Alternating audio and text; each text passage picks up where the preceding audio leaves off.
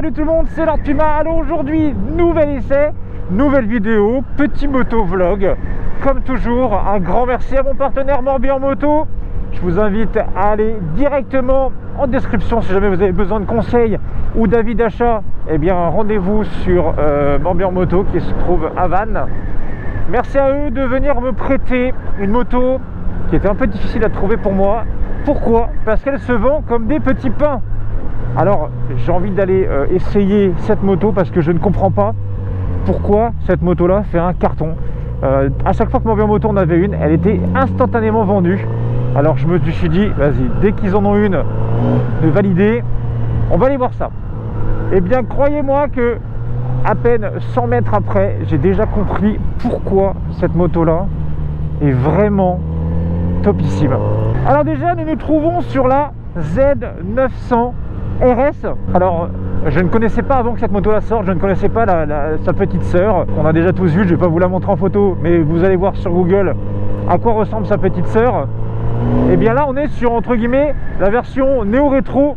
Alors on va voir un peu ensemble ce que ça donne.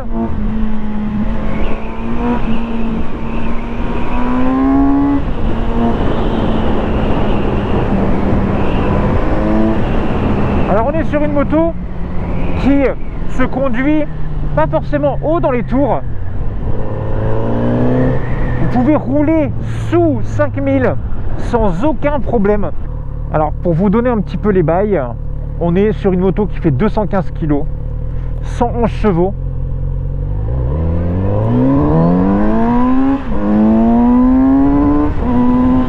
Elle chante très très bien.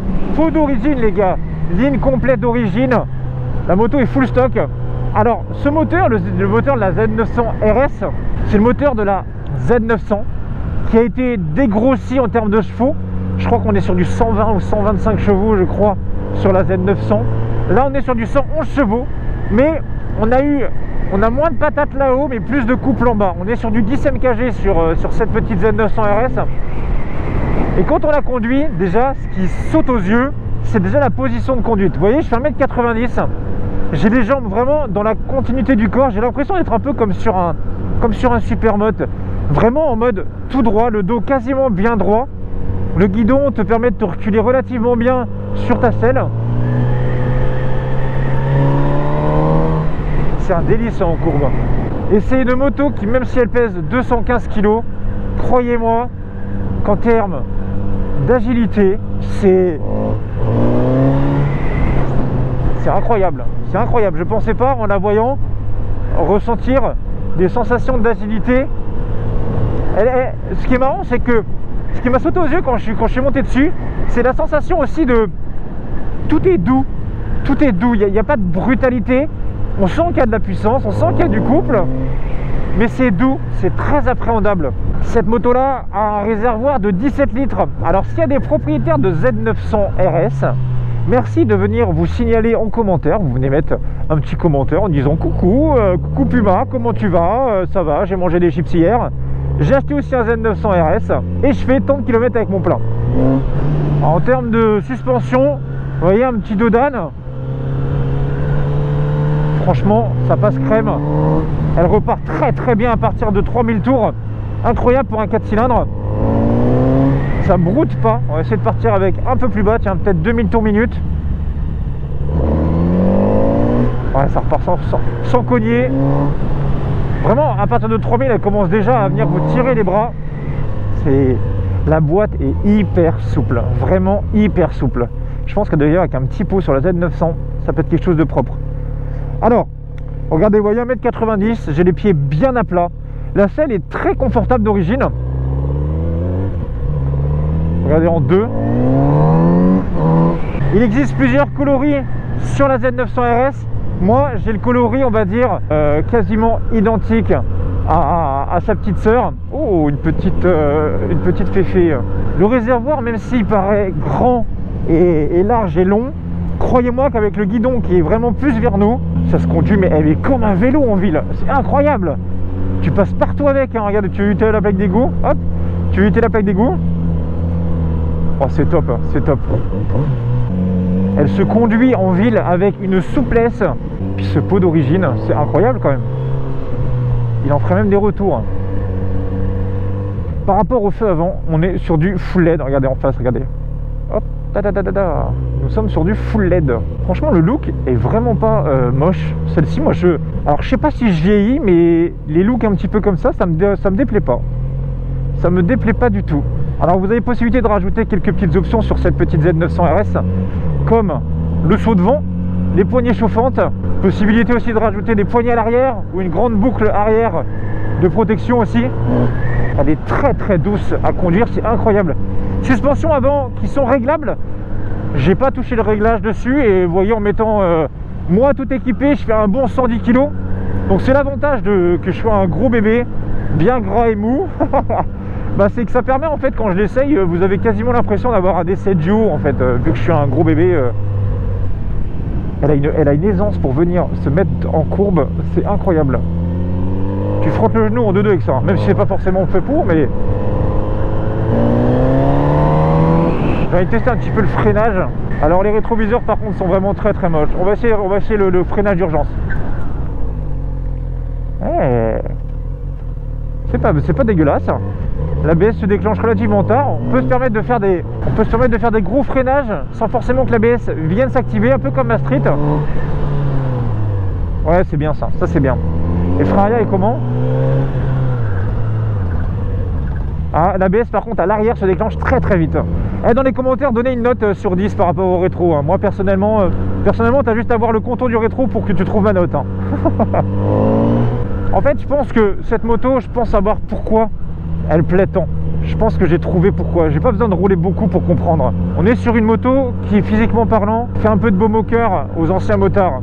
Mais l'avantage, c'est que vous avez toute la technologie actuelle dans cette moto qui permet d'être vraiment serein et d'avoir une sensation de sécurité qui est quand même vraiment sympathique. J'ai absolument pas peur d'aller mettre de l'angle.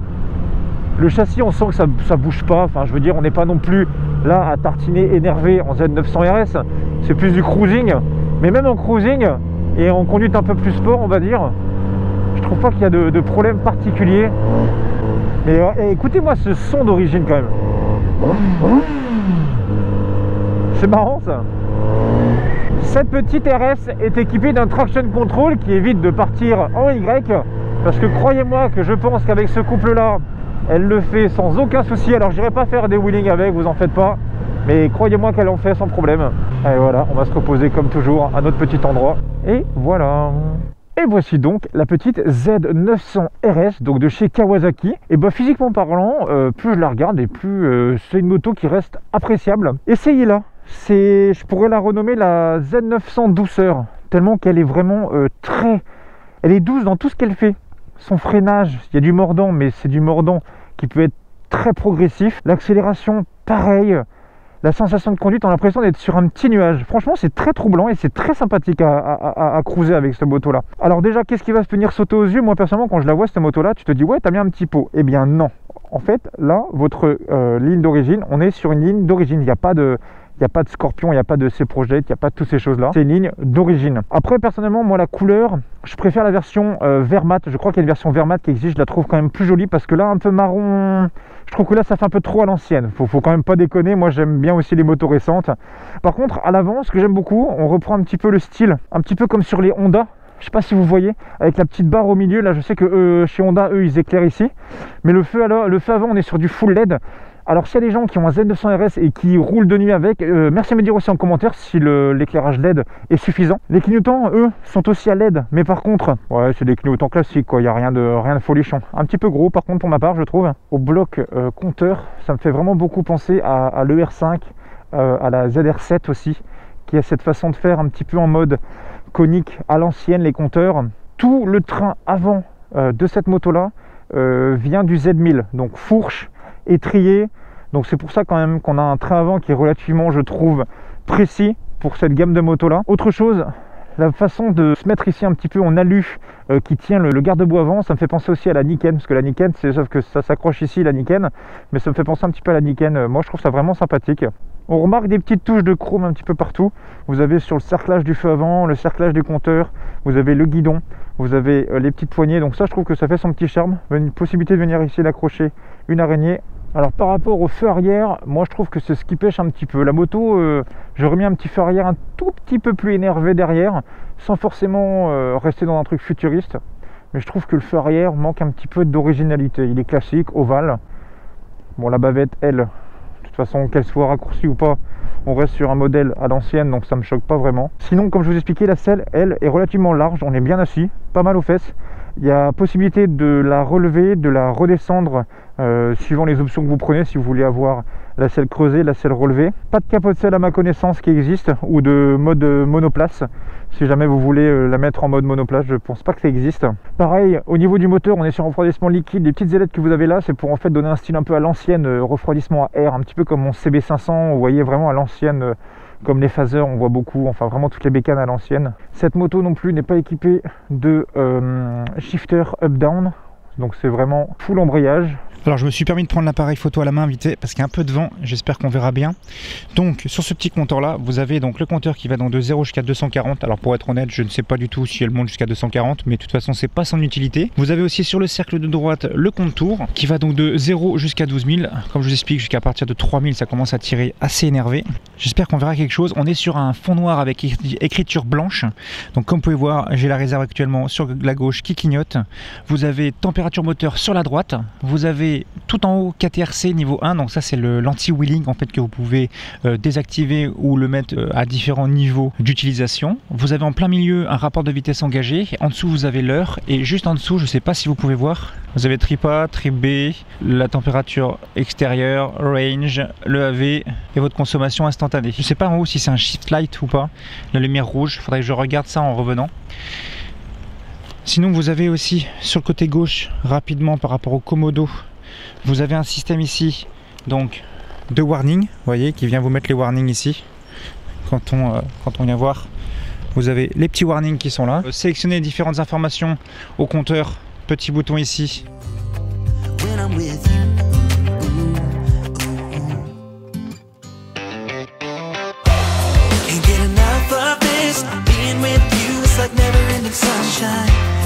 Feels like everything stops for a while when we look into each other's eyes. How could I ever let you go now when you're looking like that?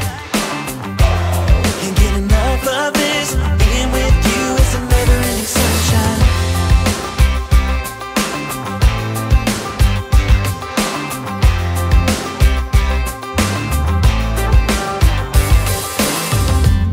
You got your high heels on, and I'm wearing my worn out jeans. What could go wrong? Sipping on a beer, sing along to our favorite songs. All I want is you. You make my world spin round and round. Sometimes I don't know what to do, cause my heart starts racing when I'm with you.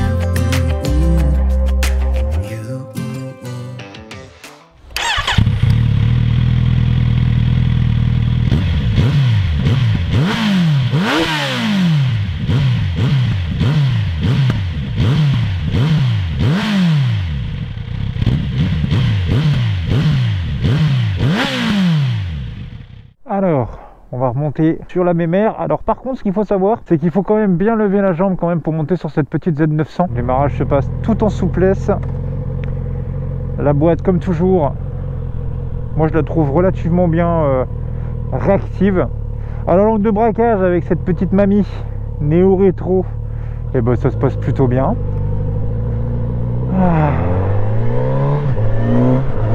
Cette moto là correspond plus, on va dire, à une clientèle un peu différente, une clientèle qui va pas rechercher forcément la grosse sensation en courbe, vraiment en mode attaque, même si je pense qu'elle peut le faire, mais on y trouve très vite ses limites, je pense.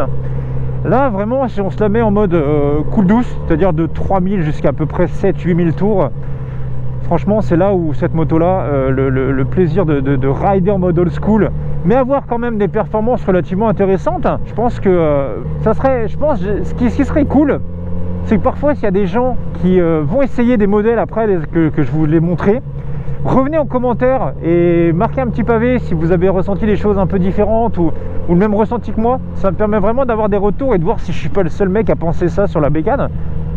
Parce qu'après voilà, moi j'en suis quasiment à 230 motos essayées, donc forcément de temps en temps parfois je suis un petit peu plus pointilleux, on va dire, sur les motos.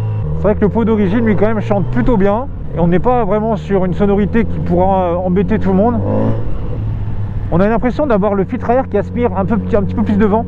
Une personne qui veut un Z900, c'est le moteur du Z900, enfin un Z900, soit il hésite entre le Roadster classique ou la version un petit peu en mode bonne ville, on va dire, bah c'est simple. Si tu cherches un peu plus l'attaque, un peu plus les performances en courbe, moi je te conseille de partir sur le Z900 classique, déjà. Parce que, premièrement, on est sur un tarif qui est déjà un peu plus bas que la Z900 RS. Après, si tu cherches plus un petit peu le rétro, le mode old school, néo-rétro, mais avec un couple disponible à un petit peu plus tôt, eh bien, dirige-toi sur la petite RS. Après, niveau suspension, c'est vrai que on sent quand même que c'est un petit peu souple. Si tu commences à attaquer un peu sur une route un peu cabossée, j'avais oublié de vous dire, je ne sais pas si vous avez vu quand j'ai fait le tour de la moto, vous avez aussi les jantes à rayon, vous avez les jantes à bâton en noir, et les côtés sont un peu polis en... Oh là là là là là là là là là, je suis derrière, pépère, allô, allô, allô, allô, allô, allô, allô. Il s'en fout royalement, c'est incroyable. Bon, il a dit pardon, mais bon, si j'avais pas calculé, je serais sous ses roues. Écoutez ce son. Après, si tu dois choisir la position de conduite entre un Z900 et un Z900 RS aussi, on est vraiment avec un guidon bien large, on est quasiment le dos droit sur cette RS. Vous serez un peu plus à l'attaque, un peu plus mis sur l'avant avec la Z900 classique aussi. Eh bien, je pense avoir compris pourquoi beaucoup de gens ont le petit coup de cœur pour la Z900 RS. C'est une moto très agréable à vivre. Franchement, elle s'appréhende très vite. Je pense pas qu'elle puisse vous faire de défaut ou vous prendre à revers si vous faites une erreur. Elle corrige bien, je trouve, les petites imperfections de conduite. Alors de temps en temps, j'ai l'impression qu'en seconde, l'injection donne un petit à-coup en seconde, mais il n'y a qu'en seconde que ça se passe. Alors je sais pas si c'est peut-être moi qui m'y prends mal, mais en seconde j'ai l'impression vraiment d'avoir ouais, suspension plonge, ça plonge un petit peu.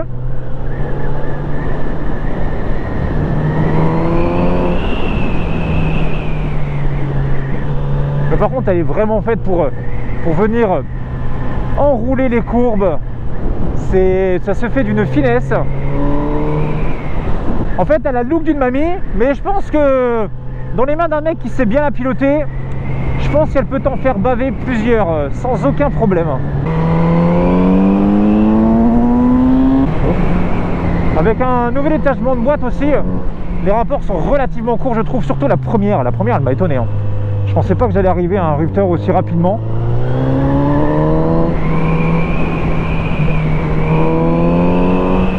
Bien, nous allons finir cette vidéo derrière un tracteur. Et bien la Team Puma, si jamais il y a des possesseurs de Z900 RS, n'oubliez pas de marquer en commentaire ce que vous avez pensé de cette moto là. Un grand merci à Morbihan Moto de m'avoir prêté cette petite RS.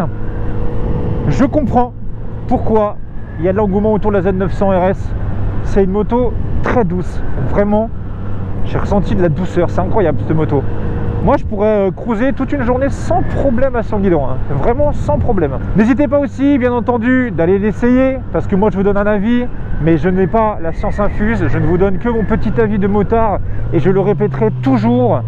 Donc allez l'essayer, allez comparer par rapport à ce que je dis, par rapport à vos sensations, par rapport à tout ça. Faites-vous un avis, moi je vous donne mon petit avis de Puma. J'espère en tout cas que cette vidéo vous aura plu. N'hésite pas à lâcher un petit pouce, n'hésite surtout pas aussi à t'abonner à ma chaîne YouTube, c'est très important. Et moi je te dis à très bientôt, gros bisous tout le monde et faites attention sur la route. Ciao ciao.